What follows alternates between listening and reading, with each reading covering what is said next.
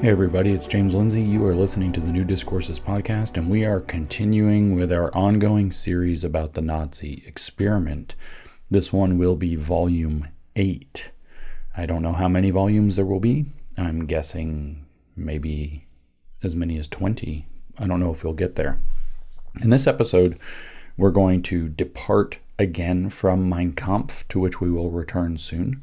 We're going to explore a little bit more of the Nazi jurist or juridical theorist Carl Schmitt.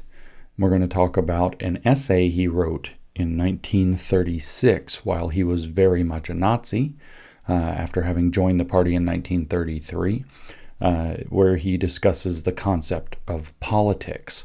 And so the idea behind this episode, the title of this episode, is to reveal that Carl Schmitt's philosophy on the truth about what politics is guided the Nazi party, or therefore guided the Nazi experiment.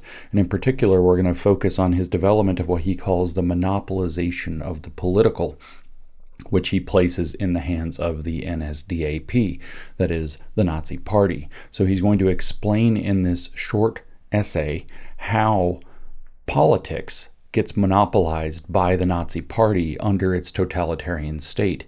In the previous episode devoted to Schmitt, which was episode 6, we talked about how, in fact, he recognized that the Nazi party, the Nazi government, was a totalitarian government, and he tries to justify this by saying there is no normal state that is not totalitarian. That was in his legal basis for the total state document, which I don't know that Hitler needed a legal justification for doing what he wanted to do, but it certainly greased the wheels and made it possible and provided a lot of logical structure underneath the Nazi experiment. Now, as I've done in every one of these episodes, let me briefly explain the Nazi experiment concept to you that's guiding this entire series. The long and short of this long series is that I'm trying to expose to you the actual Nazi thinking as it was presented by Nazis at the time, including especially Adolf Hitler and Mein Kampf. I do want people to notice the unbelievable parallels that we're seeing coming from the rhetoric from the American and European far right at present to these mistakes made in history, and B, that some of these ideas, including Carl Schmitt's, which we'll discuss again today, are being explicitly elevated by name. You do have a fringe that's elevating the Nazis by name. We see a lot of the propaganda. We know a lot of that is actually foreign agitation, but not all of it. But it's more rare on this radical right to elevate, among people who wish to remain respectable anyway, to elevate Hitler directly. It is not rare for them to elevate Schmitt directly. They brag openly that based Schmittians are running media commentary. That was C.J. Engel on Twitter responding to the hiring of the so-called Aaron McIntyre, speaking for the Blaze.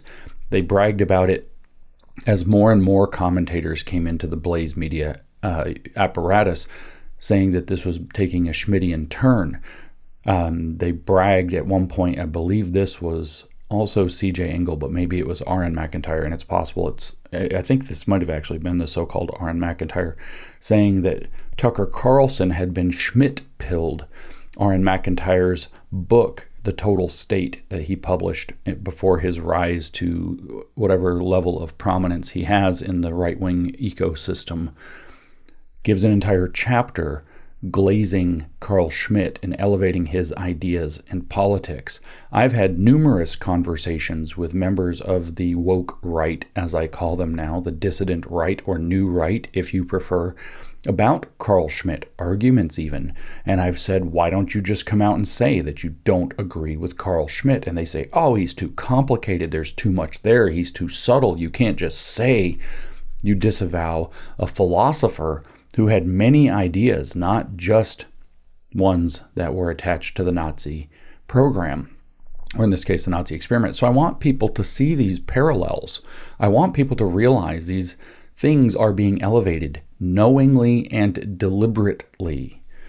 I want people to understand, given the long time that I've spent studying communism, that the logic of the friend-enemy distinction that Carl Schmitt articulates in the concept of the political and throughout his works, that was the basis for the logic operating within the Nazi experiment or the Nazi program, that logic is the same logic of communism, that communists from the Bolsheviks to the Maoists to the Marcusean liberating tolerance paradigm. Liberating tolerance is the friend-enemy distinction. As Herbert Marcuse phrased it exactly himself, liberating tolerance would mean extending tolerance to movements from the left, that would be their friends, and withdrawing tolerance from movements from the right, which would be enemies.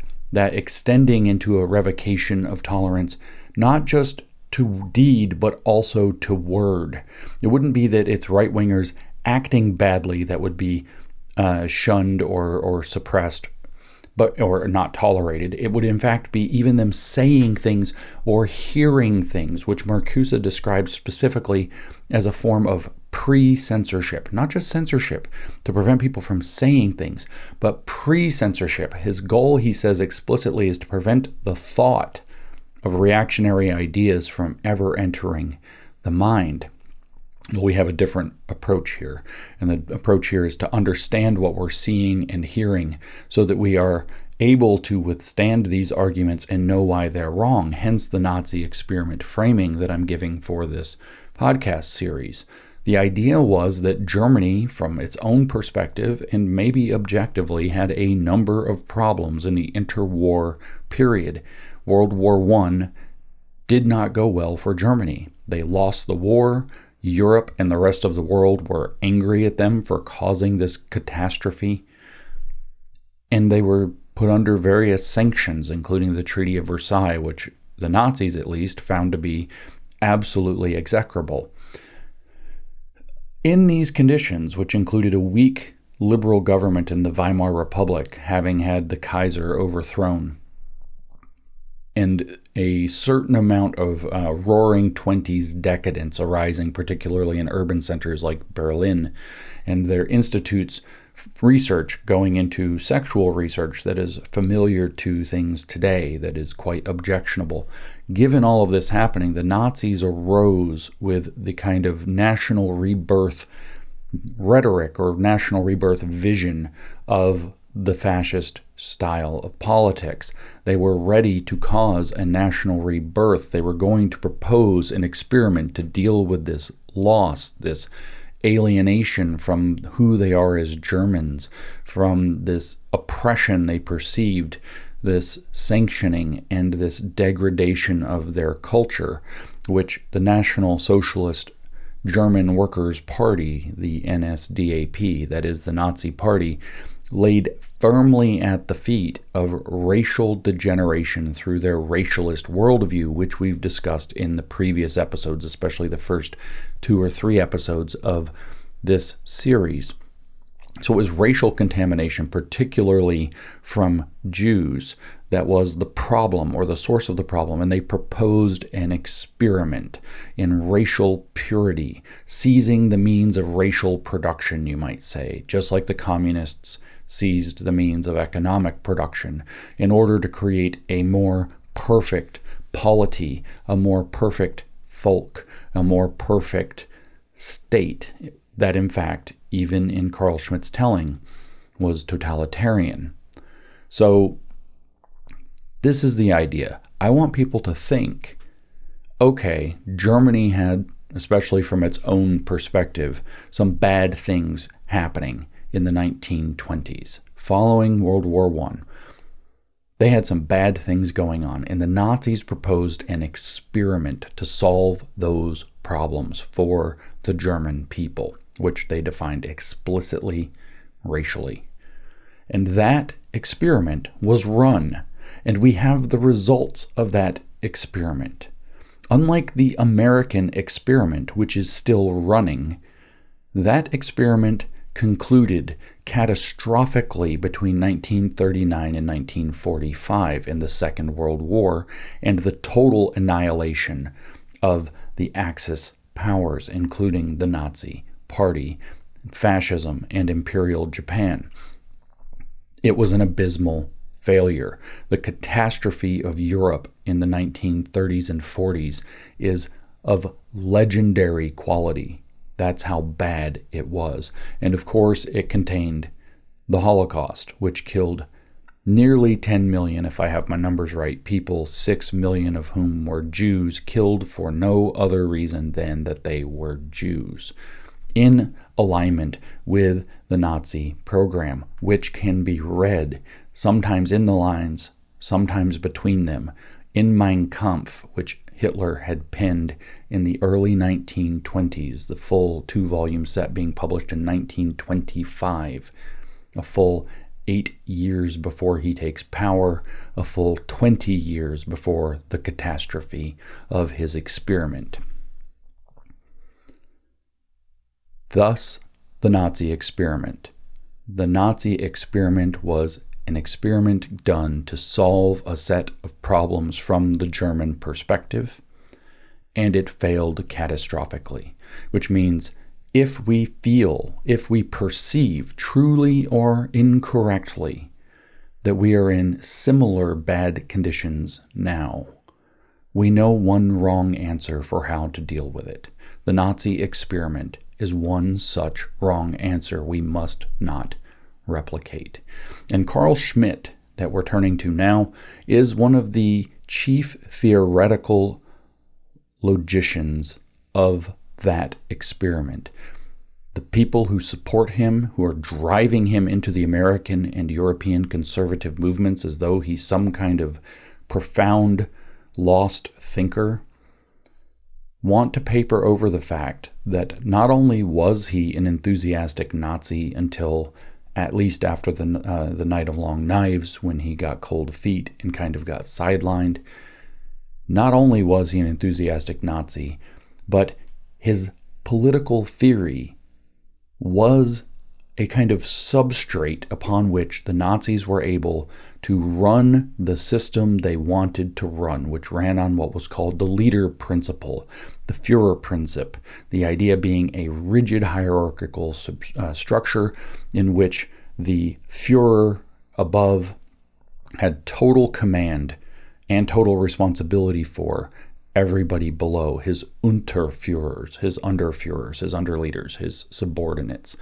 And this structure, like a giant pyramid of responsibility with no voting bodies, with no collaboration, with total responsibility placed on this leader at every level, with hierarchical structure in every aspect of life, thus totalitarian, was the essence of the Nazi experiment in practice. So what we're going to turn to after this episode is Hitler's explication in the second volume of Mein Kampf of what the Nazi state should look like.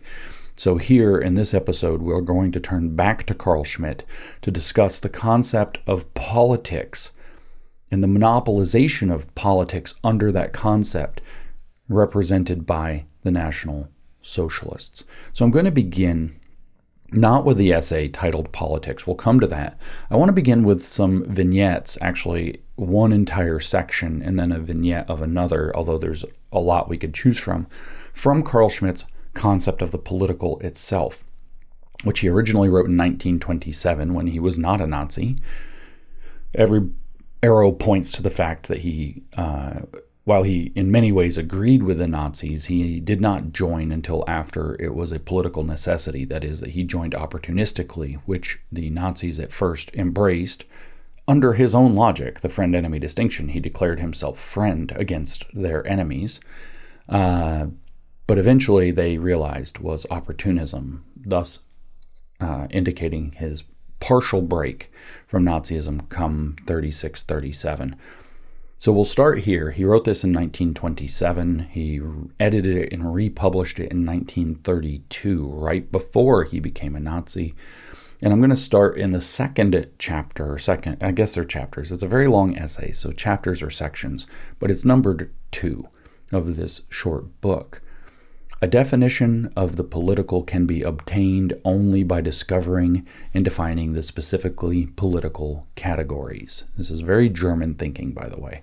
And just to preface this, the first chapter actually talks about how the concept of a state, let me read the first sentence if I can find it quickly enough.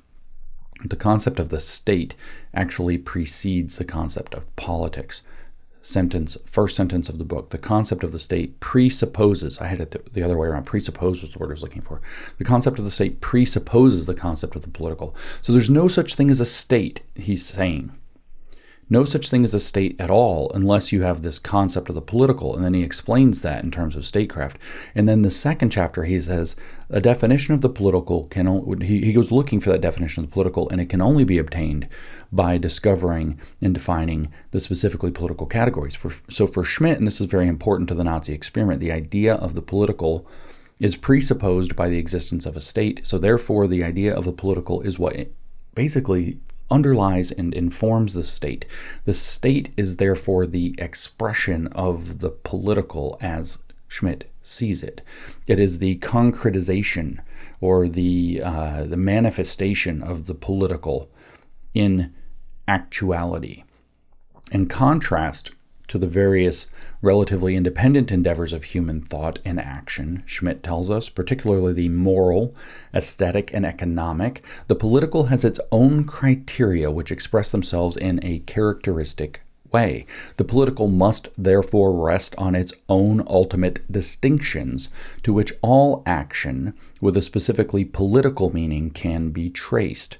So he's trying to draw a distinction and put the political, again, this is very German thinking, outside of the arenas of other realms of thought, moral, aesthetic, economic. He says there's going to be their own criteria underlying whatever it is that makes the politics political.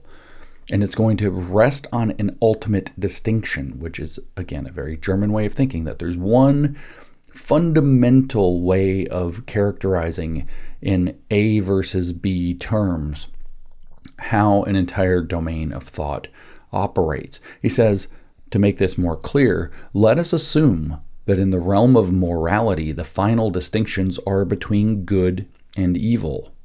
So all of morality can be boiled down to a single distinction of good versus evil. In aesthetics, it's beautiful and ugly. In economics, profitable and unprofitable. Notice how also there's this separation of domains, as though the moral or the aesthetic does not apply within economics or indeed in politics.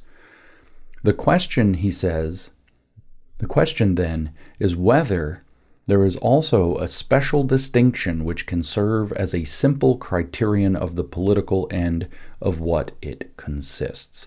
The nature of such a political distinction is surely different from that of those others. It is independent of them and as such can speak clearly for itself. So there is very clearly that, moral, economic, aesthetic, and so on, these other categories are not relevant to the political. It is independent. What makes the political is something different and distinct. It's very important that we get his concept of politics down. He's doing a thing where he's trying to get to the very essence of what makes political decision-making or political thinking political. Okay, and I just want to pause. I'm not going to rant on about this, but I think that he's wrong in this fundamental distinction definition. This, again, being a very German way of thinking about things. I do not think it is true that in the realm of morality, the final distinctions are between good and evil. Or actually, that's not right. The final distinctions are not characteristic of the entire domain. I also do not think that in aesthetics, beautiful and ugly, while it may be something like a final distinction, I do not think that the final distinction is anything like characteristic of aesthetics. Taste matters.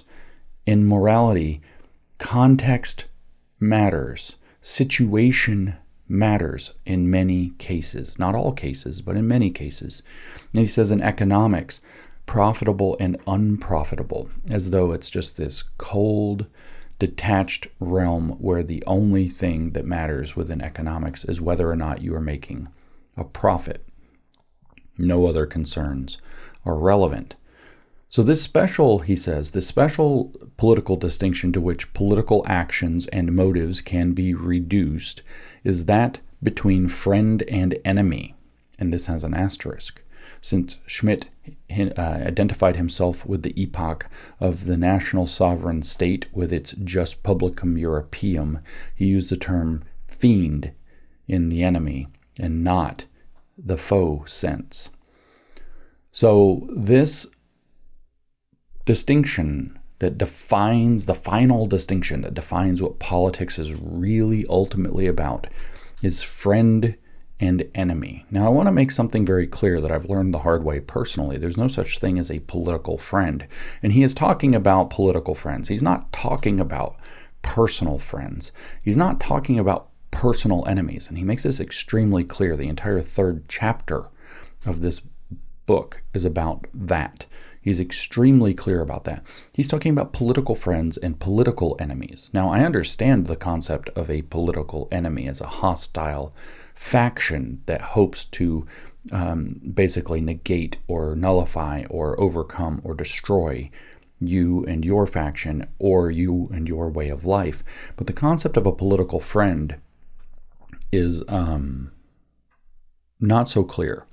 In fact, I don't believe there are political friends. There is no such thing as a political friend. There are political allies. So in the language that you're familiar with the trans, what am I looking for? Movement, the trans initiative, whatever. The trans identifying characters. You have a friend-enemy distinction defining that. So the friends are called trans allies. They may or may not like any other person within the broader movement. They may or may not be trans themselves, but they are willing to take political hits on behalf of the trans. They are allies. Now, you'll notice that the people who get to claim the strongest existential threat get to define the behavior of all the allies. The enemies are called transphobic bigots. So the friend-enemy distinction in the trans movement is trans allies versus transphobic bigots. And every bit of the dynamic you are familiar with between those two categories, down to the bullying of allies, the dehumanization of enemies, down to the point of murdering them for bare speech, for actually loving speech that they find hateful, this entire full-blown inimical mutual enmity mentality of the trans ally versus trans bigot, which is obviously a false dichotomy, is how the friend-enemy distinction arises in that context. Herbert Marcuse's very straightforward movements from the left versus movements from the right is the friend-enemy distinction of liberating tolerance that we all live under. We live in Herbert Marcuse's world, as I've been saying for 5 or 6 years now. When we look at Mao Zedong, as we've talked about in the past, there's the people and the enemies of the people. It's the same logic. It's the same exact thing the Soviets employed, though not quite so bluntly with that language. Okay, so the specific political distinction to which political actions and motives can be reduced is that between friend and enemy. The specific political distinction to which political actions and motives can be reduced is that between trans allies and transphobic bigots. It's the same logic. What has driven the left mad is that, at least since the Jacobins, certainly through the Marxists, definitely in the communist movements of the 20th century, and certainly in the neo-Marxist movements and the woke movement of the 21st century, they operate according to the friend-enemy distinction. What binds friends together is solidarity and allyship. And I want you to understand that what Carl Schmitt is doing is looking upon this from the communists and saying, yeah, they're onto something. So he is becoming what he hates. He says this provides a definition in the sense of a criterion and not as an exhaustive definition or one indicative of substantial content. Insofar as it is not derived from other criteria, the antithesis of friend and enemy corresponds to the relatively independent criteria of other antitheses, good and evil in the moral sphere, beautiful and ugly in the aesthetic sphere, and so on. In any event, it is independent not in the sense of a distinct new domain, but in that it can neither be based on any one antithesis or any combination of other antitheses, nor can it be traced to these. So morality is not relevant to determining politics. Beauty, aesthetics, etc. are not relevant. He talks at length in the 3rd chapter about economics not being, actually it's just below here I think that he talks about economics not being relevant. If the antithesis of good and evil is not simply identical with that of beautiful and ugly, profitable and unprofitable, and cannot be directly reduced to the others, then the antithesis of friend and enemy must even less be confused with or mistaken for the others. The distinction of friend and enemy denotes the utmost degree of intensity of a union or separation, of an association or dissociation. It can exist theoretically and practically without having simultaneously to draw upon all those moral, aesthetic, economic, or other distinctions. So the political thinking can be done purely politically on these terms, in terms of this distinction. The political enemy, he says, need not be morally evil or aesthetically ugly. He need not appear as an economic competitor, and it may even be advantageous to engage with him in business transactions. But he is nevertheless the other, the stranger, and it is sufficient for his nature that he is in a especially intense way, existentially something different and alien, so that in the extreme case, conflicts with him are possible. Okay, so listen to this. The idea of the enemy for Schmitt is the other, the stranger, and it is sufficient for his nature that he is in a especially intense way, existentially something different and alien, so that you can end up with extreme conflicts around him. So he's specially different and alien as an other. Now I want you to think about the logic of the Nazi experiment, the racialist worldview of Hitler. What was that racialist worldview? That the German race was the Aryan race, and that it was a superior race that had already been commingled with lesser blood, but that it could be purified. And in fact, as we'll hear when we talk about Hitler's vision for the state in the next episode, we will hear very clearly that he regarded the objective of the state, the purpose of the existence of the state, to preserve and purify and advance the race, the Aryan race. But who was the stranger, the other, the existential something different and alien? It was the Jew.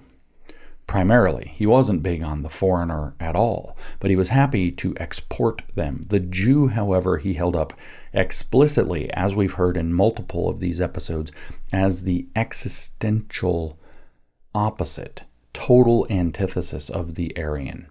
And he even explains why in chapter 11 of Mein Kampf, which we covered earlier in the series, very early in the series, chapter 11 of the first volume, I should specify, where he explains that the Jew is in no way an idealist. He is a realist, and that is absolutely putting him at odds with everything that's supposed to make the German Aryan work. So Schmitt carries on. These can neither be decided, these extreme case conflicts. These can neither be decided by a previously determined general norm, nor by the judgment of a disinterested and therefore neutral third party. So here he's now invoking the entire apparatus of his political theology, this decisionist thinking. In these politics of, as he holds them, these friend-enemy issues, because the enemy is wholly different and alien. In an existential way, there will be extreme case conflicts. There will be states of exception, like he talks about in political theology, that cannot be decided by a general norm that was previously determined. In other words, the only thing that can decide the political is a leader, an individual making a decision. He says only the actual participants can correctly recognize, understand, and judge the concrete situation and settle the extreme case of conflict. Each participant is in a position to judge whether the adversary intends to negate his opponent's way of life and therefore must be repulsed or fought in order to preserve one's own form of existence. Now, Hitler's racialist worldview, which he compared against other weaker forms of racialist worldviews, viewed the Aryan versus the Jew as this conflict. Emotionally, Schmitt tells us, the enemy is easily treated as being evil and ugly because every distinction, most of all the political, as the strongest and most intense of the distinctions and categorizations, draws upon other distinctions for support. This does not alter the autonomy of such distinctions. Consequently, the reverse is also true. The morally evil, aesthetically ugly, or economically damaging need not necessarily be the enemy. So you can make arrangements of expedience with the evil, the ugly, and the economically damaging, the unprofitable. They need not be the enemy, because that's not what this is about. This is about an existential struggle as defined ultimately through the leaders or the state's view of what is good for the nation and what is not. Consequently, he says, the reverse is... Oh, I already did that part. I was excited about the word consequently. Did I? Oh, I'm lost. Okay, need not be the enemy. I stopped halfway through a sentence. I'll do it again. Consequently, the reverse is also true. The morally evil, aesthetically ugly, or economically damaging need not necessarily be the enemy. The morally good, aesthetically beautiful, and economically profitable need not necessarily become the friend in the specifically political sense of the word. So I need you to understand that sentence. When we're talking about allies, you can ally with the bad, meaning the evil, the ugly, the economically against your interests or disadvantageous, and you don't actually have to be friends with people just because they're doing the right thing, they're morally good, that they're aesthetically beautiful, and that they're economically profitable. You don't have to operate in line with the good, you don't have to make friends with the good, and you don't have to shun the evil under this distinction. It is purely political. That's the point of his concept of the political. It's all about something other than economics or aesthetics or morality or ethics. It is a distinct domain. Thereby, he says, the inherently objective nature and autonomy of the political becomes evident by virtue of its being able to treat, distinguish, and comprehend the friend-enemy antithesis independently of other antitheses. So one more time, just to make it simple, you are perfectly free to ally yourself with evil and will be pressured to do so under the friend-enemy distinction when it is politically expedient, if that is your criterion of politics. You will also find yourself put at odds with the good, the true, the beautiful, and the profitable when it is politically expedient for you to do so. In other words, the friend-enemy distinction as the criterion of politics reduces you into a warlike state of tribal factionalism, of faction against faction, which Schmitt locates in the power of the totalitarian state to decide for you. I'm going to skip this third section, not that it's empty. It's actually very important, but it's long and it's not the purpose for today. And because I want to get down to the fourth section or chapter to kind of underscore that. And I'm going to read just a little bit of this. 4. Every religious, moral, economic, ethical, or other antithesis transforms into a political one if it is sufficiently strong to the group human beings effectively, if it is sufficiently strong to group human beings effectively according to friend and enemy. Every religious, moral, economic, ethical, and other antithesis transforms into politics if it can group human beings along lines of friend and enemy. Anything can be turned into politics, and politics is to be understood as war. Again, this is the logic of the left. I have to make this clear. What is the feminist saying phrase? The personal is political. What did they mean by that? That it has political relevance, how you cut your hair or wear your clothes or show up to work on time or whatever else? Yes, and a lot more. That it is a battleground of non-negotiables. That your religious views are not to be set aside. They are part of the friend-enemy conflict, and thus you see the left turning against Christianity and Judaism and aligning with Islam. It doesn't matter what the contents are. They're friend versus enemy. So the red-green axis is the left using its friend-enemy distinction in politics.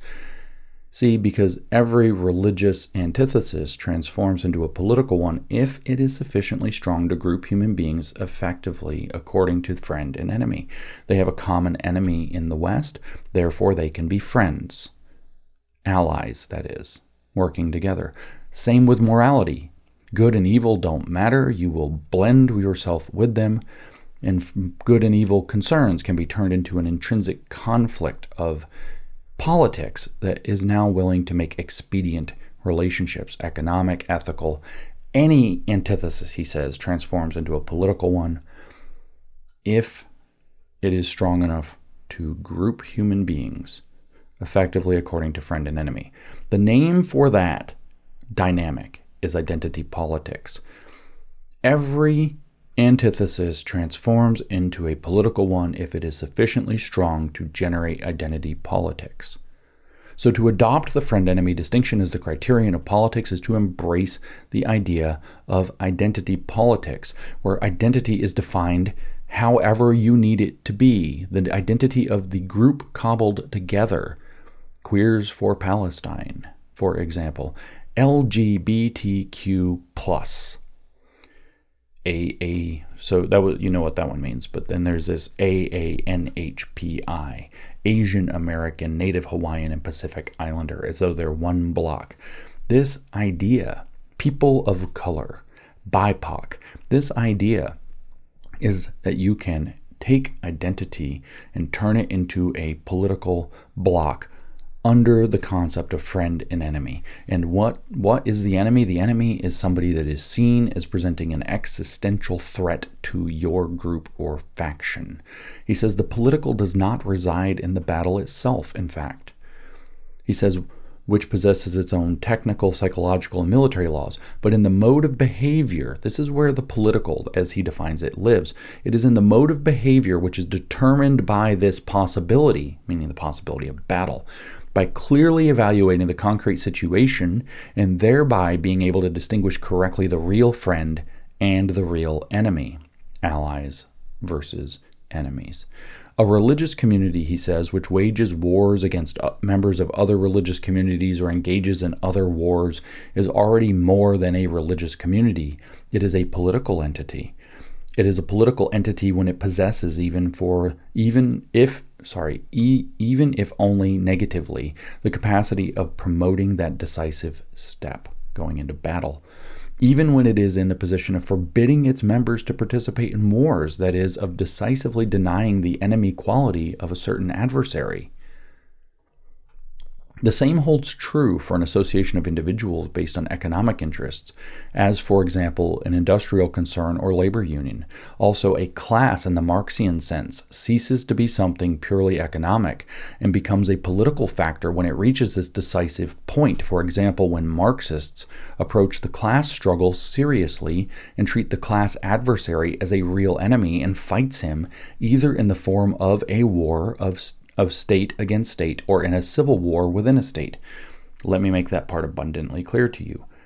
Schmitt is acknowledging in this book that the Marxist logic of leftism is the friend-enemy distinction, because that is class consciousness. That is what is explicitly defined as what the proletarians are to awaken to in order to engage consciously in the fight against the bourgeois classes. He says the real battle is then of necessity no longer fought according to economic laws, but has, next to the fighting methods in the narrowest technical sense, its political necessities and orientations, coalitions, and compromises, and so on. Queers for Palestine, for example. So now Even if you were stupid enough to believe that Marxism is truly an economic doctrine, he says once it becomes political, it's not an economic fight anymore. The political necessities, political being friend-enemy distinction, that means coalition building, allyship, solidarity, and targeting the outgroup as an existential threat. Its political necessities and orientations, coalitions, and compromises, and so on, are now the defining characteristic. Should the proletariat succeed, he's just going to go on and on with this. Should the proletariat succeed in seizing political power within a state, a proletarian state will thus have been created. And Lenin told us, by the way, what the point of the proletarian state is that is incorporated in the dictatorship of the proletariat. And its primary job, as also said Stalin, as also said Mao, is to crush class enemies. Its primary purpose is to end the class war by destroying the non-proletarian class. In other words, through waging class war with the power of the state. This state, Schmitt tells us, is by no means less of a political power than a national state, a theocratic, mercantile, or soldier state, a civil service state, or some other type of political entity.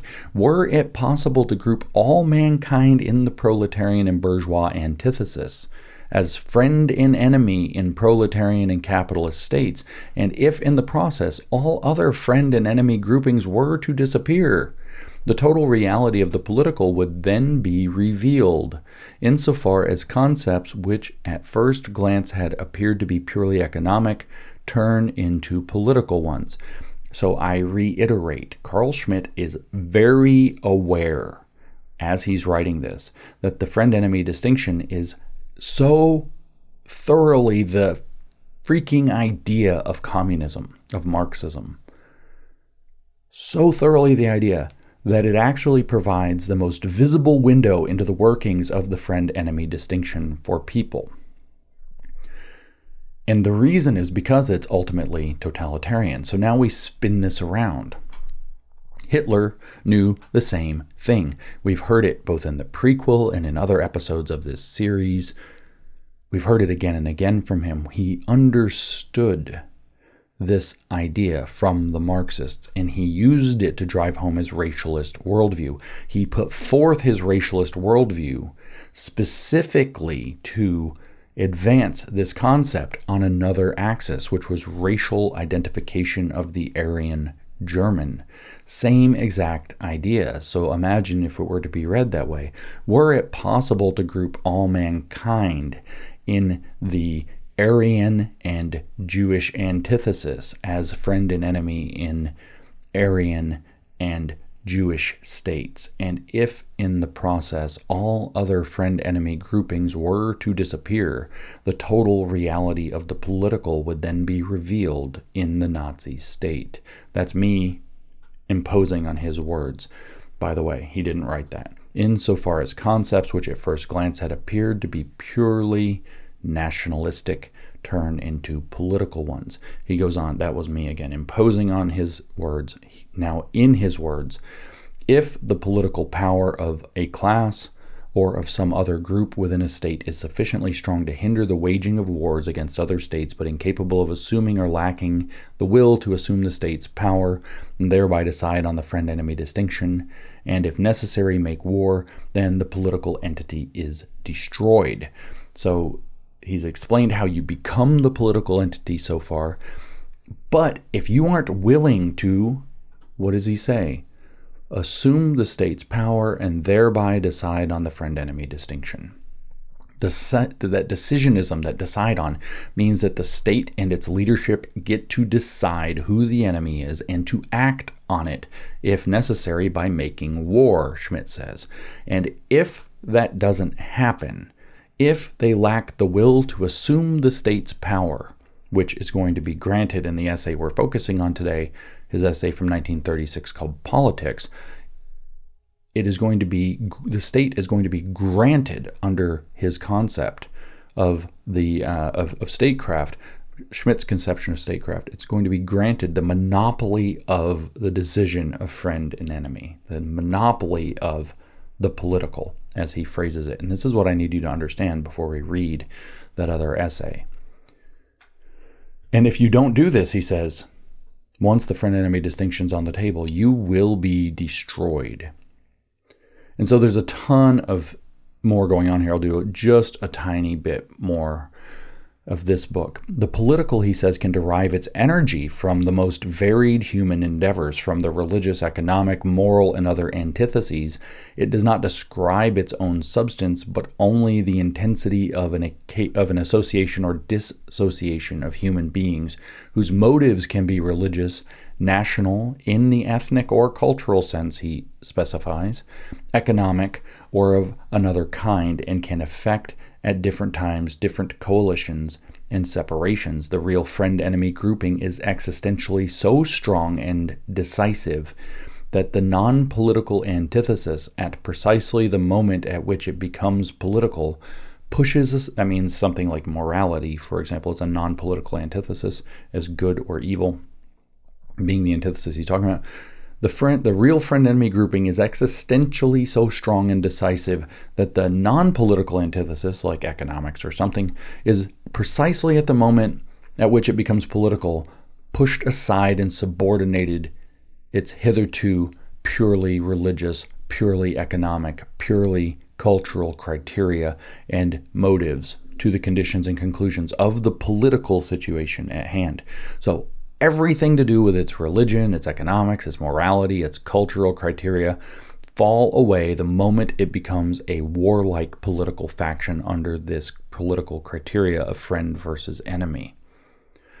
The woke right, the dissident right, wants us to believe that this is the correct understanding of the word politics. And this is the word politics as it is used by communists. This is the word politics as it is used by the woke right. And it is the word politics as it is used by Carl Schmitt in the essay titled Politics that we'll turn to momentarily. In any event, Schmitt carries on, that grouping is always political, which orients itself toward this most extreme possibility. So you become political by orienting yourself toward the possibility of existential conflict. Again, trans ally versus transphobic bigot, where you are destroying or genociding or whatever crazy word, erasing their existence if you don't go along with them. That mentality right there is the poison that creates the friend-enemy distinction, that creates the politics we hate from the woke. Woke politics is the friend-enemy distinction. This grouping, he says, is therefore always the decisive human grouping, the political entity. This grouping is therefore always the decisive human grouping. This is how he sees things. Thus, he believes, as a Nazi in the following year, that every normal state is in fact totalitarian. He says, if such an entity exists at all, it is always the decisive entity, and it is sovereign in the sense that the decision about the critical situation, even if it is the exception, must always necessarily reside there. So the political entity gets to decide when it is in an exception and when and what it is going to do about being in the exception. And again, he goes on to talk about the sovereign and all the rest, which is straight out of political theology being rehashed, but I'm not going to carry on. There's a lot more we could pull from this, I think, that's of relevance, but I think you get the idea. I think you're now equipped with the concept of the political from Carl Schmitt, such that when we read Politics by Carl Schmitt, written in 1936, kind of in the midst of the height of his Nazism, that you're going to get the impression that first, you know what we're talking about when he uses the word, which is what this essay is about, but secondly, that indeed this stuff is the stuff of the Nazi experiment. So this is broken, I think, into 5 very short sections. Politics, 1936, by Carl Schmitt. It's published on endnotes.org.uk. I'll share the link. 1. Carl Schmitt writes, generally speaking, the concept of politics has conventionally been defined in terms of the state and state power. In this sense of the term, everything which originates or impacts the state is political. All the state's activities, foreign policy, domestic policy, financial, cultural, social, municipal, etc., are by nature political. Political parties and political endeavors are characterized by the fact that they have influenced or seek to influence the formation of the state's will. Politics as a science is either political science or a theory of the state. Politics as an art is statecraft or an applied theory of the state. This conception assumes that the state was the sole or at least the only essential and normal manifestation of the political world. Now, what I need you to understand is what he's going to do throughout this essay is he's going to argue, he's holding in mind his idea of the political, and he's going to argue that all these other senses and understandings of the political are naive. So when he says, generally speaking, the concept of politics has conventionally been defined, he has politics in scare quotes. Okay, so he's got his idea of the political, which we just heard, and he's basically writing this essay suggesting section by section that, you know what, people have this concept wrong. There's something more there. So he has his idea under the surface.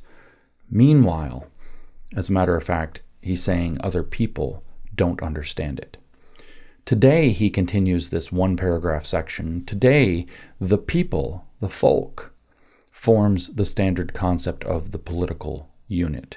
For this reason, today, all decisive political concepts are determined by the people, the folk. The political is that which concerns the vital issues of a people as a unified whole. Now, I have this in English, so I don't know if this a people is in the general or if it is given as folk. And why would that matter? Because in the German, and especially the Nazi sense, folk always has an ethnic and cultural content to it. It is not a people as in a people group or a group of people who happen to be somewhere, or even something like the United States, which is this very pluralistic nation based off of the proposition that all men are created equal and shut up and get a job. It is a ethnic and cultural kind of, in the Nazis, very explicitly ethnic designation. So the German folk refer only to people who Hitler would have regarded as ethnically German. And writing under the Nazi regime, as he would be here, he would know this. He would mean this, as a matter of fact. 2. The word politics, again in scare quotes, stems from the Greek word polis, and originally referred to everything that relates to this polis, that is, the ancient Greek city-state, and primarily to its internal order. So politics has to do with everything to do with the managing of the city.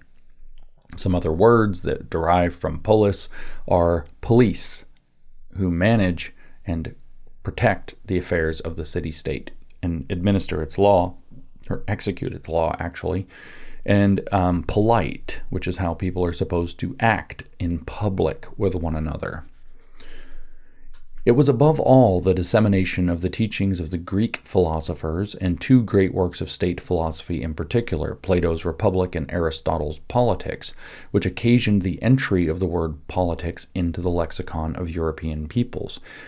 This is partly why you hear the deflections around the friend-enemy distinction say, oh, well, it's been being used since Plato, even though when Plato wrote about it, he has Socrates systematically dismantle what would be the true friend-enemy distinction and point out that many other things, most importantly virtue, so we might say, ethics and morals and things, are also important within the grand political picture. But I digress. Yet ever since the formation of the modern state, Schmitt tells us, the two words police and politics have branched off from their common linguistic root in polis.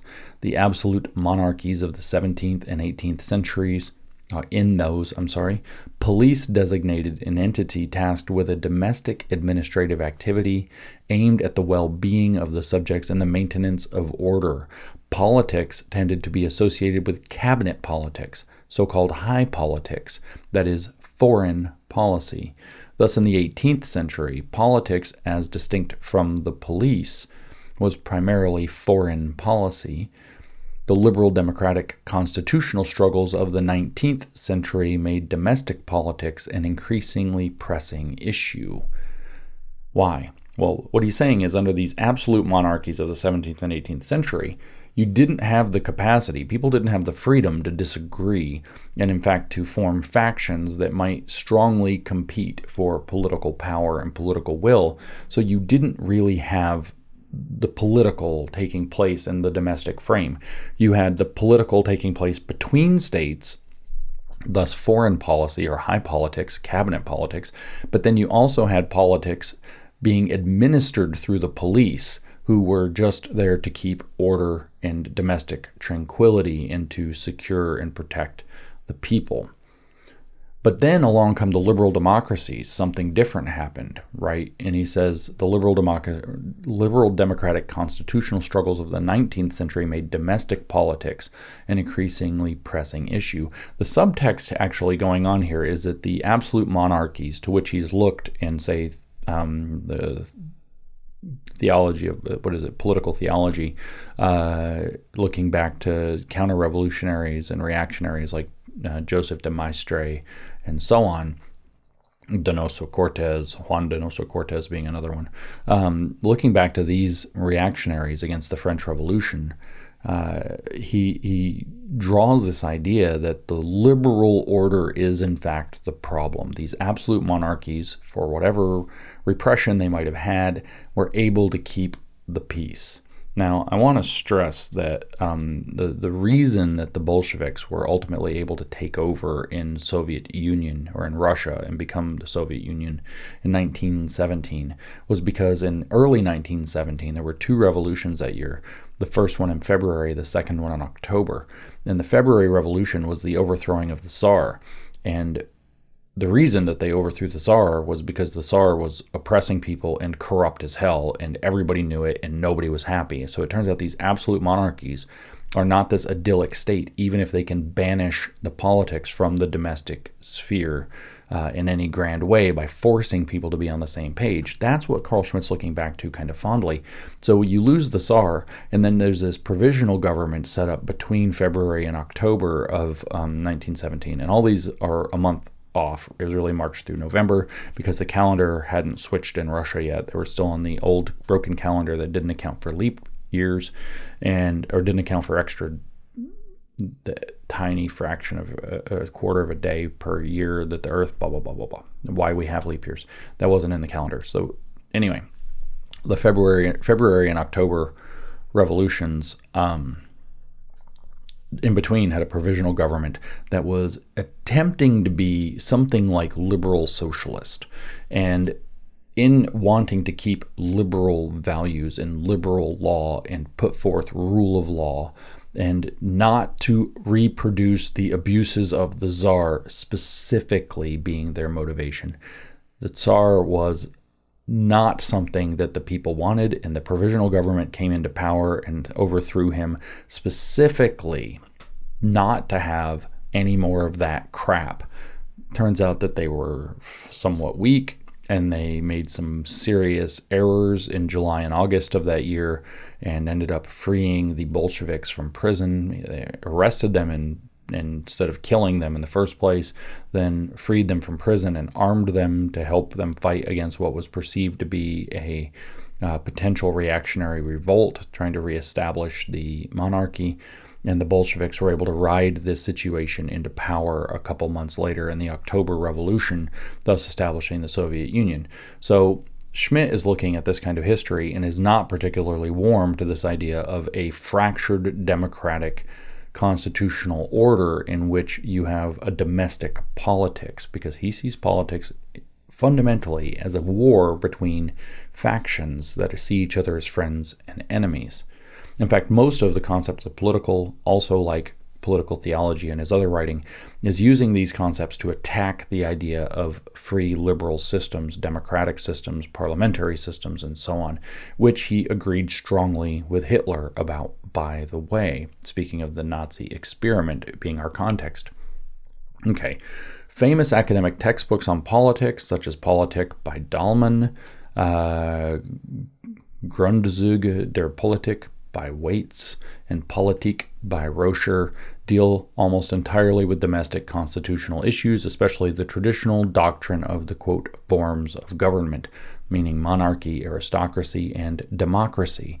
Only in Heinrich von Tietschke's Politik lectures at the University of Berlin, published in 1898, is there a strong sense that the state must also assert its power and existence on an international level, if necessary, by means of war. I'm just going to point out to all the people who are big Schmitt appreciators and big Israel not likers that you don't really understand your guy. Thus, to the extent that the state is fractured by party struggles, so that's where the liberal state is the problem. Party struggles turn into friend-enemy struggles because as party politics, they are political. Thus, to the extent that the state is fractured by party struggles, domestic politics appears in everyday parlance as the actual core and content of politics in general. Thus, domestic politics is considered primary. Notice that in the context of the Nazi experiment, what a German would have been thinking is, we have all these international oppressions on us, and Germany cannot assert itself and its will. Hitler very clearly believed that. But no, we're too busy fighting about our domestic issues to pay attention to the real politics of international issues. His vision was that before this, and just setting this all up for you, before the liberal period through the 19th century, and especially the Weimar period in which he's writing, which wasn't doing very well, before all this, you had these absolute monarchies, and it worked. And he's a big fan, like I said, of these reactionaries like Joseph de Maistre, who would have indicated that that's the only form of government that works. He says that he identifies himself, Schmitt does, as the 20th century Thomas Hobbes, who believed in Leviathan as the necessary preventer of the degenerated political state of all against all. And then what I told you is the point of this essay is that he's setting up that the Nazi Party rightfully holds a monopolization of the political and therefore abolishes. The point of this essay is to argue that things aren't working because there's internal politics and that pretend not to be about friend versus enemy. And so we're fighting with ourselves rather than working in unity. And the glory of the Nazi experiment is that we've stepped into this unification through the total abolition of domestic politics. Everybody's a Nazi, or else we just get rid of you. And that's the whole political decision. You're enemy of the Nazi state and you're destroyed, imprisoned, deported, or something. So this is the logic. This is why I wanted to share this essay with you and why I wanted you to understand who Carl Schmitt is. This is the logic of the Nazi program being expressed by Schmitt in 1936 as kind of at the height of his Nazi time. In the 19th century, he goes on, the German state was a military and civil service state in which a strong government independent of the political parties was offset by a form of popular representation called parliament. This state had a dual structure which was divided between prince and people. Therefore, the relationship between the princely government and the parliamentary representation of the people was considered to be the key political issue at the time. So notice that Britain operates under the system today. In a state dominated by a plurality of firmly organized parties in the so-called plural party state, the unitary collective will is the product, often even just the byproduct, of the changing coalitions and compromises of these parties. In this situation, the content of domestic politics, indeed of politics in general, is any party activity directed toward a coalition or a compromise. Notice how he's saying that people are thinking about politics wrong because it's about creating coalitions and compromises, which, by the way, is the friend part, but without recognizing the enemy part correctly. He says the Weimar state from 1919 to 1933 was characteristic of such a pluralistic party state. As a result, no distinction was made between terms such as political and party political. Politics is essentially equated with reconciliation, that is, activity aimed at achieving a tolerable compromise. The very title, he tells us, of Adolf Hitler's book Mein Kampf counters this way of thinking with a different concept of the political. So, like I've said before, one of the motivators that led me to start doing this series was hearing a popular phrase with young two online men primarily, which is that Weimar problems require Weimar solutions. I'm always tempted to rant that Weimar solutions would have meant more parliament and would not have meant a Nazi experiment to end the Weimar Republic, but they mean what it sounds like they mean. They don't mean what they're actually saying. They mean Weimar solutions require a Nazi solution. Weimar conditions, require a Nazi solution. And here you have very clearly Carl Schmitt stepping into this. And what he's saying is exactly that. There were Weimar conditions. They didn't understand the political correctly. They saw it as a form of compromise and reconciliation and all of this pluralistic nonsense, coalition building, and so on. But he says the very title of Adolf Hitler's book, which he's just stated that this ended in 1933 when Hitler took Chancellor of Germany, the very title of Adolf Hitler's book, Mein Kampf, counters this way of thinking with a different concept of the political. So the Nazi experiment is saying that the Weimar approach had the wrong concept of the political, and the Nazi experiment has a better, new, different concept of the political, which, since Carl Schmitt is writing this essay, and its point is going to be what it seems like, it is his concept of the political that is the concept of the political that the Nazi state is using to abolish the previous free democratic parliamentary system, which Hitler rants about almost endlessly through Mein Kampf. So I want you to understand then that there is that the Nazis embraced Schmitt's concept of the political as its political engine, as its understanding of how the political world works, in an absolute and deliberate and angry rejection of the parliamentary or liberal political universe as exemplified in the weak Weimar Republic government. And so the Nazi experiment contains the idea of embracing the friend-enemy distinction as the core of politics, which, as we heard in the concept of the political itself, is the logic of Bolshevism, is the logic of Marxism, is the logic of communism, which we can extrapolate into saying is the logic of woke. So the idea with the Nazi experiment is we're under attack by a woke political system, and the only way we can defeat woke is by becoming woke ourselves. Same methods with different solutions, not economics now, but race and nation defined in terms of race. No joke. That's the whole thing boiled down to a single sentence. And that's the thing we're being invited to accept again, that there's no way to defeat the woke left under a constitutional, democratic, liberal, or free system focused on liberty. No, instead, we must embrace the friend-enemy distinction. We must fight this as a total war of us against them, tribe against tribe, with morality and ethics and aesthetics and even economics all put to the side in the name of winning. That's what we are facing now. And I recently, at the time of this recording, gave a speech at a Lutheran church. Hopefully I will have shared that with you by the time you see this, hear this. I did a speech at a Lutheran church, and the pastor spoke, a little bit before I did, and he talked about how the problems that we face on the left and right in our culture are not a two-sided problem.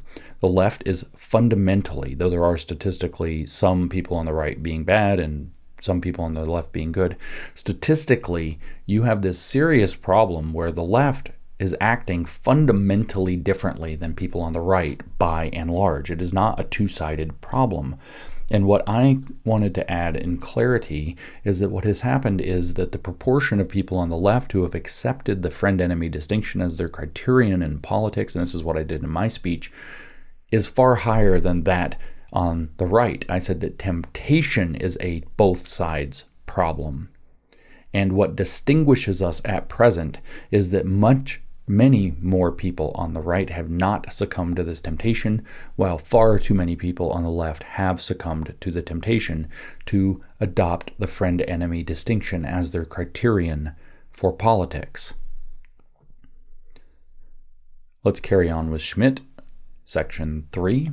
The content of the words politics, political, and apolitical is thus dependent on the fluctuations of a particular situation. It is therefore no contradiction that in his day Bismarck described politics as the, quote, art of the possible. While under the spell of the success of Adolf Hitler's policies, politics could be defined as, quote, the art of making the seemingly impossible possible, which he credits to Joseph Goebbels. So let's just soak in that. Back in the day, Bismarck said politics is the art of the possible, but under Hitler, politics is done differently, and it is now the art of making the seemingly impossible possible. That's the fundamental essence of the enthusiasm or the lunacy of the Nazi experiment. They believed that they were going to be able to do things that are impossible through their unification. And this phrasing that he's quoting approvingly is credited to Goebbels. There has been no lack of attempts, he says, to find a specific subject area or specific matter that is political as such and can be easily distinguished from other subject arenas, for example, economics, technology, law, warfare, morality, and religion. Notice that he's rehashing the concept of the political now in this explicitly Nazi document. In international law, efforts have long been made to define the area of non-political arbitration and to distinguish certain designated matters as political issues as opposed to non-political legal issues. All attempts at such an enumeration have remained unsuccessful. At the two Hague peace conferences of 1899 and 1907, for example, a proposal was made to draw up a list of matters that were, quote, by nature, and in every case, non-political. This list ultimately only included very insignificant, almost trivial matters, for example, existence to the ailing who are without means. And even these were still subject to, quote, reservations, such as national honor or vital interests, that is, the ineradicable reservation of the political. So he's saying the political is in fact totalizing, because nobody was ever able to draw up a place where the political shouldn't go. Whereas, as a matter of fact, that's the wrong way to think about it. The question isn't where shouldn't the political go, it's where should we generally not tolerate politicizing something, which is to turn it into this inimical battle. Where should we not tolerate the politicization of something that could be reserved as holy, as with religion, or as just removed, as in most of everyday life? We do not have to politicize everything, and we, in fact, do not have to tolerate the people who come to politicize everything. So what we do is metapoliticize that. We go up one level, and this is why I keep saying that the actual correct use of the friend-enemy distinction is that anybody who uses the friend-enemy distinction has designated themselves an enemy under its own terms, under its own structure, and should therefore be treated as such, which greatly upsets the people who embrace the friend-enemy distinction, because it's mutual enmity that they're actually embracing, and they don't want the enmity to point back toward them.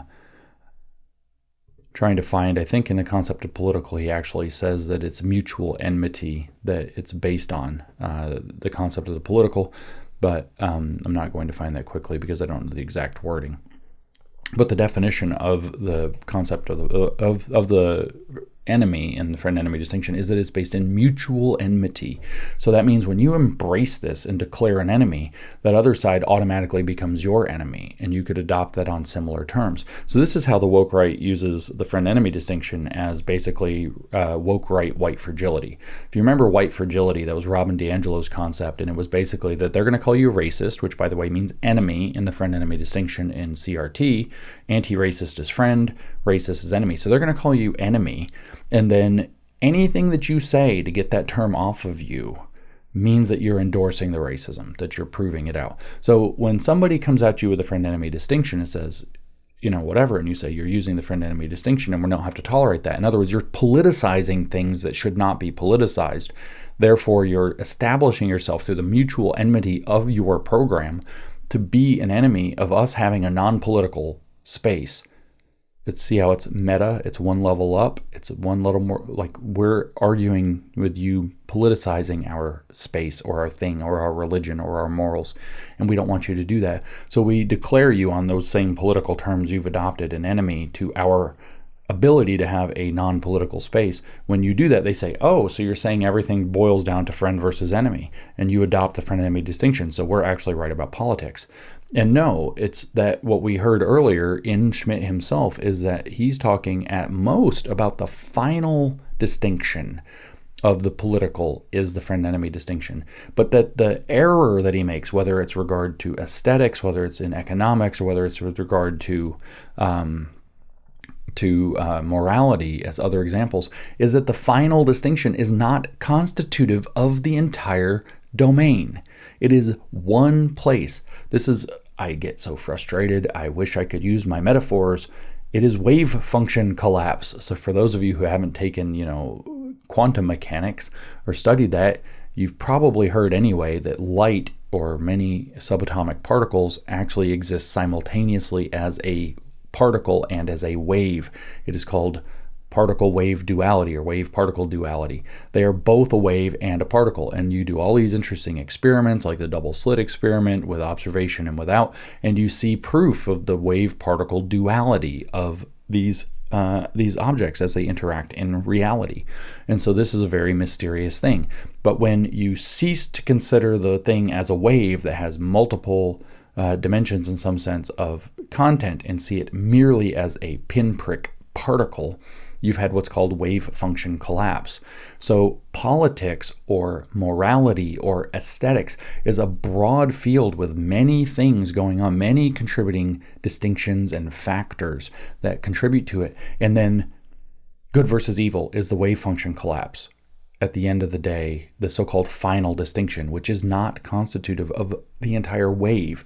It's one degenerated, literally degenerate state that has come out of a broad wave function of morality. Same in economics, same in aesthetics, same in politics. So Carl Schmitt is arguing for a wave function collapse, and these idiots on the dissident, new, woke, whatever you want, right, the woke Reich, as some people are calling it, notably Benjamin Netanyahu, is, although he didn't invent that, that goes back a few years. Actually, it was used against the left for a lot of the last 10 years, calling them the woke Reich because so much of the leftism looks like Nazi stuff. And the reason it looks like Nazi stuff is because it's based on the friend-enemy distinction. So when you say, you guys who are trying to politicize our thing, you guys who are trying to radicalize us, those of you who are using the friend-enemy distinction, our enemy, they try to turn it around on you like white fragility as something you can't escape. Aha, you've affirmed us. All we've affirmed is that there is the capacity for the wave function to collapse, and that they, by assuming the thing, are collapsing it. That's it. They cannot trick you if you understand the trick. Let's go back to Schmitt, however, with my long diversion here. Historical experience, he says, teaches us that in the conflicts between nations and parties, small and incidental matters often become points of contention and thus highly political issues. An otherwise insignificant gesture or saying, a harmless song or badge, becomes political as soon as it enters the battle zone of warring opponents. We've all seen this play out, by the way. And what exacerbates it is that it's picked up by people who adopt the friend-enemy distinction and then force us to politicize something that didn't need to be politicized, like making the OK symbol with your hand. This explains why, for example, the decrees of 2nd August 1922 and 15 August 1924 prohibited not only the wearing of political insignia by members of the Reichswehr, that's the army, both on and off duty, but also by the playing of military marches whose melodies had been used by non-military groups to sing party political lyrics. Both were deemed forms of political activity and thus forbidden. In English-speaking countries where civil servants are prohibited from engaging in any political activity whatsoever, there are plenty of similar examples which demonstrate in certain situations seemingly harmless actions undertaken by a civil servant or even his wife can take on a political character. He's trying to play this game where the political is always lurking right under the surface. Therefore, we can't escape the political. Therefore, everything's political. And in fact, wearing a seemingly harmless clothes by the civil servant's wife could take on a political character. And what are you even going to do? I mean, the personal was political, and you can't outlaw everything because the politics touches everything. So since you can't get rid of politics and everything, you can't make apolitical spaces. You can't be non-political. That's his argument. We're all going to have to be totalizingly political instead. This is a very woke argument. The centuries-long conflict, he says, between church and state prove that there can be no a priori demarcation between what is political and what is apolitical. We can't even know what's political and not political simply by listing certain subject matters, because even, quote, purely religious actions can take on a political meaning and political implications. So what's the magic trick being played here? The magic trick being played here is one we're all very familiar with from the woke, which is to say, okay, let's say it's queer theory. Where is the line of acceptable? When do you decide that a child is too old or too young, right? You can say, oh, it's 18 years old because that's the law, and they would say, well, that's arbitrary. When really is it? And then they start arguing things like that teenagers can want to have sexual abuse by adults, and therefore, because they want it, or they are technically consenting to it, and it's actually not a crime. And you're seeing the same thing. Here he's saying politics is everywhere. Who's to say what's obscene? Who's to say what's inappropriate? Who's to say what goes too far? Who's to say what violence is? Words are violence. Silence is violence. Everything can be taken as violence if you think about the harms that it does to people. And here he's saying everything is political. You can't actually draw the line. You can't list what makes something, what counts as political and not political. It's political because it's contextual, but then that means we can't banish it. Even purely religious actions, he says, can take on a political meaning and political implications. Thus, the oppositions between the political and the religious, the political and the juridical, the political and the moral, the political and the military, etc., do not contain any unequivocal lines of demarcation which can be applied in a consistent manner to every situation. See, the boundaries are blurry. You're just going to not be able to outline it in advance. However, he says, in a period of calm and stability, these oppositions generally prove to be useful in distinguishing the political from the apolitical. However, it is worth noting that it is possible, this is all in italics from It Is Possible, that it is possible that everything could become political. That's the end of the italics. Consequently, the decision as to whether something is non-political is also a political decision, given the fact that this decision may be disputed. There we are with the woke right's stupid argument that if you don't like their friend-enemy distinction and you say you shouldn't do that, that you're engaging in the friend-enemy distinction, and ta-da, they white fragility'd you. This proves how necessary, Schmitt says, this proves how necessary it is for every people to have a unified, decisive political leadership which can ensure the primacy of the political decision, the primacy of politics, over the division into different subject areas, economy, technology, culture, and religion. So what he's saying is, what you actually have to have is for every people, that's a folk, that's a ethnic or cultural category, a nation, to have a unified, decisive political leadership that can ensure the primacy of the political decision. In other words, you don't get to do politics. This unified, decisive political leadership will do politics. We're going to banish politics because everything can become political. The state's going to decide what's political and what's not. That's more or less what he's saying, and that can prevent this faction-driven politicization of everything. But it doesn't, because every action you take under such a circumstance has to be weighed against whether or not it supports the absolute primacy of the state and its ability to engage in the political, which means everything you do actually becomes political. You have a full inversion of what's going on in Schmitt's description.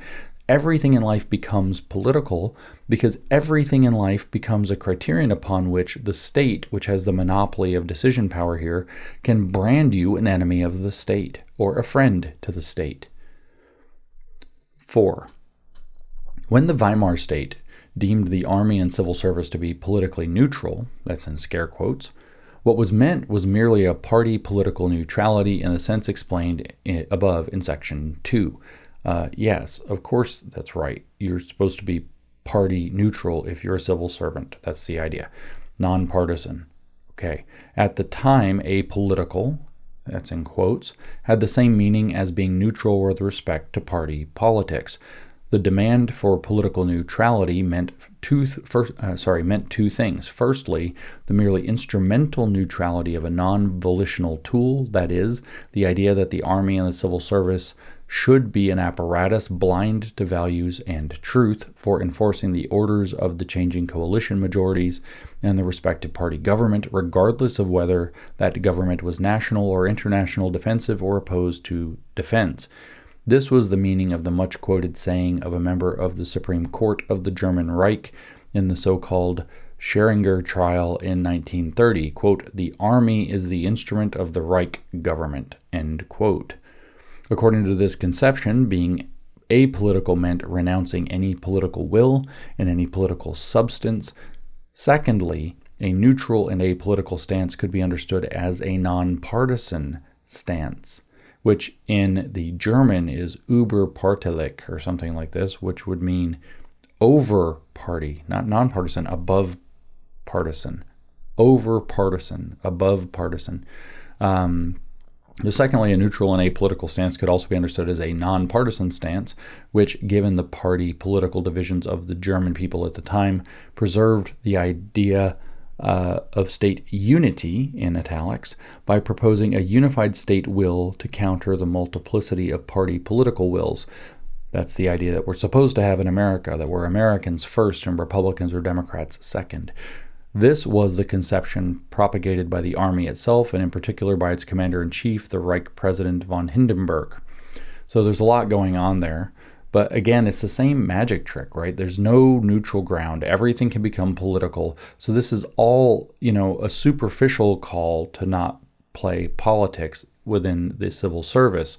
But what he's going to contrast this against is that it's just better to have a single political stance for everybody. And this is where he goes on with that. The National Socialist Führer state, so remember that's operating on the Führer principle, which Schmitt's logic meshes with perfectly. His decisionist logic is actually fully actualized in the Führer principle hierarchy. The National Socialist Führer state, Schmitt tells us, has overcome the pluralistic party state. This paragraph's the money paragraph, by the way. The National Socialist Führer state has overcome the pluralistic party state and established the absolute unity of the political will. That is, it became a one-party state or a totalitarian dictatorship. The movement organized by the NSDAP, that's the Nazi party if you're not paying attention, is the sole bearer of political leadership. As a result, the oppositions and ruptures that have confused both the concepts of the political and that of the apolitical have been obviated.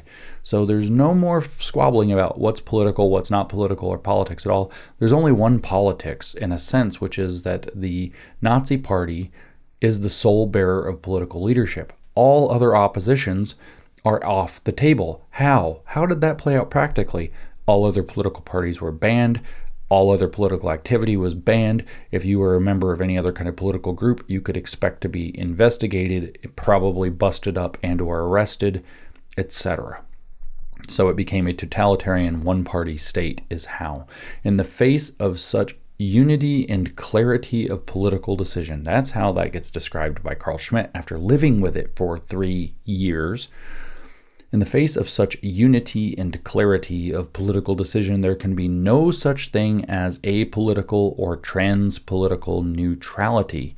What can be spoken of, however, is a depoliticization in the sense that the primacy of political leadership and the monopoly of the political, to which the NSDAP is entitled, are unconditionally recognized, thereby rendering any dispute over the political or apolitical character of an issue moot. So let's just be very clear what Carl Schmitt, the not Nazi, allegedly is saying, that we can't characterize this man as a Nazi. What is he saying? He's saying that the state under the National Socialists has achieved a kind of new unity that is necessary because you get rid of the political factions, you get rid of the fighting under his concept of the political between different parties, between different groups. You get rid of all that by creating unconditional universal recognition to the total monopoly of the political granted to the Nazi Party. The political is the ability to recognize and declare enemies according to the friend-enemy distinction. So the Nazi Party becomes the only entity which is able to declare a political or public enemy. And therefore, everybody not wanting to be a member of that enemy class of this high-powered totalitarian state, everybody has to turn against the declared enemy. And this is always the logic of the totalitarian state. And what is Schmitt doing? Schmitt is saying, look, this is in line with all of the philosophy that I've been writing for 2 decades. This is exactly what we've needed. And yeah, the Fuhrer and the Nazi Party and Adolf Hitler's Mein Kampf are great. They spell it out. Hitler, he says earlier, was right to recognize that the other concept of the political operating in a liberal democracy, weak or corrupt or whatever as it may have been under Weimar, was not adequate. And here we have a solution to all those problems. In other words, here the Nazi experiment proceeds, a solution to all those problems, which is a totalitarian state with a primacy of political leadership, primacy of the ability to declare the enemy and to destroy him, the monopoly of the political, the monopoly of the ability to declare the enemy and have him destroyed, to which the Nazi Party is entitled, will be unconditionally recognized as located there, thereby rendering all disputes over political, apolitical, or anything else become moot. There is one politic, there is one party. You are either with the Reich or you are declared an enemy of the Reich for reasons that reside in the Reich alone. And if you are an enemy, watch out. This is Carl Schmitt's political philosophy, which you can hear is directly continuous with his pre-Nazi writings. This is it while he is at the height of his Nazi affiliation in 1936. Because as it turns out, when the Nazis exercised this right in the Night of the Long Knives, Carl Schmitt got cold feet all of a sudden. And he sidelined himself and was sidelined without falling all the way into being declared an enemy. 5. Every politics reckons with the possibility of resistance which it must overcome. It cannot reduce conflict, that is, Kampf, or struggle. Notice that these are the same words that we hear in Marx's conflict theory or Mao's struggle session. Conflict, Kampf. Every politics reckons with the possibility of resistance, which it must overcome. That's the logic. It cannot renounce conflict, struggle, Kampf, and merely limit itself to the tactics of conciliation and sidestepping. A genuine depoliticization in an absolutely apolitical state could only be achieved by those who in principle no longer wanted to distinguish between friend and enemy. Lest there be any doubt, and this is his criticism of free states, claiming that they do want to relinquish the distinction between friend and enemy. But as I'm arguing, the enemy of a free state is anybody who adopts the friend-enemy distinction and recognizes the free state as part of the enemy class. The mutual enmity part defines the enemy. However, he says, politics is also understood to refer to the shaping and bringing about of order and harmony within a comprehensive national whole, one which brooks no internal enmity and is thus able to determine friend and enemy on the basis of this harmonious national whole. So when we read previously in this series the legal basis for the total state, you'll remember that Schmitt argues that one of the things that the National Socialist Party does, that it has the ability to do, is to create this unity in a way that's never before been in the German political system. So here he's saying that the benefit of that, and that's why he says it's a totalitarian state. And here he's saying that's the other part of the politics. This is the friend side. All of the Germans who are really Germans will be friends. It's just that the Nazi Party gets to determine what that means and how you will do it and who you will mutually hate and attack as a result of your political allyship, because there are no political friends. And so the idea becomes that we begin with a desire for unity, and those elements of that polity that do not want to go along with this project in unity, national unity, will be identified as wanting disunity and agents of disunity, and they will be criticized and struggled for it.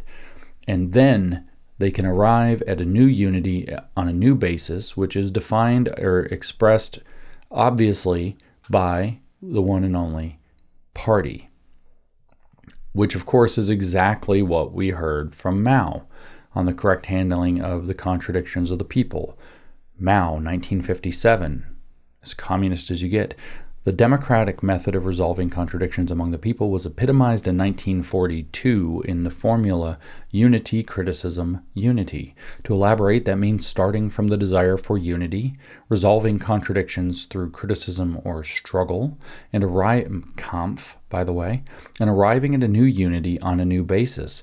In our experience, this is the correct method of resolving contradictions among the people. In 1942, roughly the same time period, and now we're in China, not in Germany. 1942, we used it to resolve contradictions inside the Communist Party, namely the contradictions between the dogmatists and the great majority of the membership, and between dogmatism and Marxism. The left, dogmatists, had resorted to the method of ruthless struggle and merciless blows in inter-party struggle. It was the wrong method. In criticizing left dogmatism, we did not use this old method, but adapted a new one, that is, one of starting from the desire for unity, distinguishing between right and wrong through criticism or struggle, and arriving at a new unity on a new basis. This was the method used in the rectification movement of 1942, and within a few years, by the time the Chinese Communist Party held its 7th National Congress in 1945, unity was achieved throughout the party as anticipated, and consequently the People's Revolution triumphed. Here, the essential thing is to start from the desire for unity, for without this desire for unity, the struggle once begun is certain to throw things into confusion and get out of hand. That's internal Kampf, by the way. Wouldn't this be the same as ruthless struggle and merciless blows, and what party unity would be left? It was precisely this experience that led us to the formula unity, criticism, unity. So that's Mao Zedong, writing about how they consolidated power in the Communist Party of China, the CCP, in 1942, leading to their eventual victory in 1949. And so, however, Carl Schmitt says, politics is also understood to refer to the shaping and bringing about of order and harmony within a comprehensive national whole. So we start with a desire for unity, one which brooks no internal enmity, and thus is able to determine friend and enemy on the basis of this harmonious national whole. So there will be criticism and struggle, Kampf, for those who disagree, and we will arrive at a new unity on a new basis of being able to determine friend and enemy on the basis of the harmonious national whole. It's the same program. Carl Schmitt's Nazi friend-enemy distinction criterion of politics is the same one that the communists use, the same one that Mao uses. You heard it in both of their own words now. The most fundamental question, Schmitt says, in discerning the essence of the political is not, quote, can politics do without any form of conflict or Kampf? It can in no way do so without ceasing to be politics, he says, but rather, quote, wherein do war and conflict find their meaning, end quote. Does war find its meaning in itself or in the peace which is to be achieved by war? Now, this is extremely similar again to Robin DiAngelo, who said the question is not did racism take place, but rather how did racism manifest in this situation? That again is based on the friend-enemy distinction. The most fundamental question in discerning the essence of the political is not can politics do without any form of Kampf, because it can in no way do so without ceasing to be political, therefore a contradiction, but rather wherein do war and conflict find their meaning. Same idea again. Closing out one more paragraph, according to the conception in which war is nothing but pure warriortism, war has its meaning, its law, and its heroism in itself. Man, as Ernst Jünger says, is not built for peace. Now let me do a side note on Ernst Jünger. Ernst Jünger was a very peculiar character, likely strongly Gnostic, and he wrote a book in, I think, the 50s called The Forest Passage, where he advocates this idea of retreating metaphorically into the forest, spiritually, culturally, into yourself, like you've gone off and become a forest hermit, and you go through the forest passage to become effectively a dissident against totalitarian systems or oppressive situations or whatever. And it's a very socio-Gnostic book. Now, the reason I bring this up is that there is a publication house popular on the dissident right. It is, in fact, their primary publication house. It is called Passage Press. It is run by the character that goes on social media by Lomez, whose real name is Jonathan Keeperman. And Passage Press is named after the Forest Passage, which is Ernst Jünger's book about understanding society in a socio-Gnostic way and retreating from it as kind of a living ascetic, that this ascetic who's pulled away from society, not ascetic, who's pulled away from society and is living on his own terms as a kind of minimalist resistance. Okay, and so man, as Ernst Jünger says, tells us Carl Schmitt, is not built for peace. The same is expressed by Heraclitus's famous saying, "War is the father and king of all things. He shows some to be gods, others as men. Some he makes free, others to slaves." End quote. Such a view as purely warlike stands in contrast to the political view. I think that this is projection. I think, in fact, that the friend-enemy distinction is not the criterion of politics at all, but in fact the criterion of war, and that Carl Schmitt is doing a cover-up of this fact in this paragraph. The latter, meaning politics versus war, he says, assumes that wars are waged for the sake of peace and are a means of politics. War, as Clausewitz says in On War, is a, quote, mere instrument of politics and, quote, nothing but a continuation of political interaction with the intervention of other means, end quote. This is the very conception of the essence of politics that underlies the policy of the Führer and the Reich Chancellor Adolf Hitler, which is directed toward both defense and honor, as well as toward peace. So this are allegedly not Nazi Carl Schmitt explaining politics as politics defines itself and grants its legitimacy in the monopoly of the capacity to declare and act upon the enemy in the Nazi Party. This is an integral part of Carl Schmitt's politics, extending to well before he becomes the crown jurist of the Third Reich, as he was called. That was not an official title. And it is also the operative engine of the Nazi Party. And it is also the operative engine of communist regimes and the woke left everywhere we have encountered them. This is the poison. This is the mentality of woke, outside of the retraction of one's alienation into self, as I've talked about from Karl Marx, being the fundamental mover of what and how you wake up into the woke state of being. The friend-enemy distinction is the practical manifestation that there are the people in our class or our group or our race or our nation or our faction or our religion or our whatever who are friends because we are right and we are under existential threat and we have the capacity to declare the enemy, and the enemy is existential, so that the world must fragment into friends and enemies, trans allies and transphobic bigots, the people and the enemies of the people, the left who must be tolerated and the right who must have tolerance withdrawn. We could go on. Paulo Freire's idea that you are going to announce the new world through the denunciation of the enemy world that is before us, and thus summon the kingdom of God here on earth in solidarity with the oppressed. Marx's oppressor versus oppressed, and the intrinsic nature of class struggle as the mover and object of history. We could go on and on. This is the woke mindset. So the Nazi experiment is woke.